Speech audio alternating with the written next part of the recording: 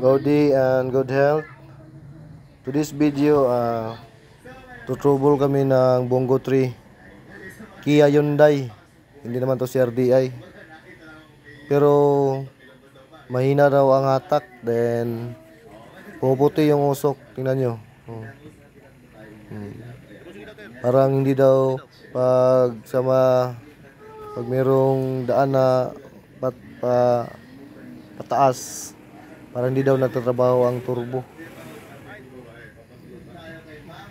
Tingnan namin, mayroon siyang catalytic converter kasi yung exhaust niya, mayroon siyang maliit na muffler naka-sealed.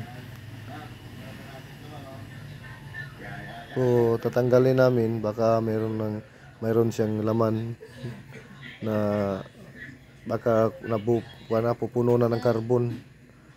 Hindi naman lahat ng Bongo 3 na Kia Hyundai ay mayroon ganitong exhaust. Tingnan nyo, parang mayroon siyang screen.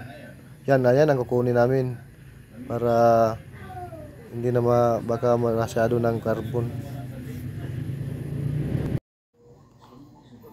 Ito, kung dito sa atin sa Pilipinas, kung meron lang nabibinta ng ganitong klaseng exhaust, mabuti ito kasi hindi ito umuusok pag bago, kasi pinifilter niya yung mga excess na fuel na para paglabas niya hindi mausok.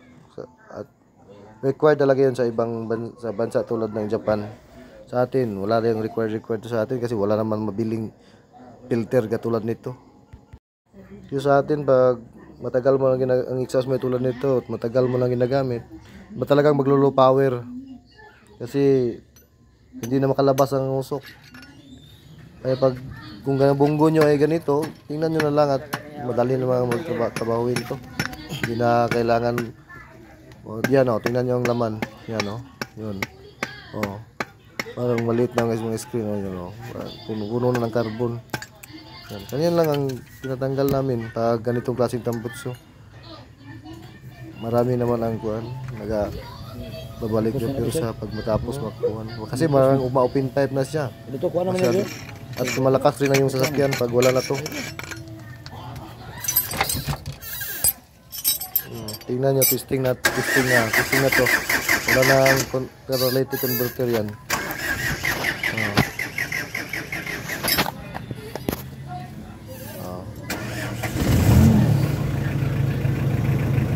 Revolution eh. Lote. Okay.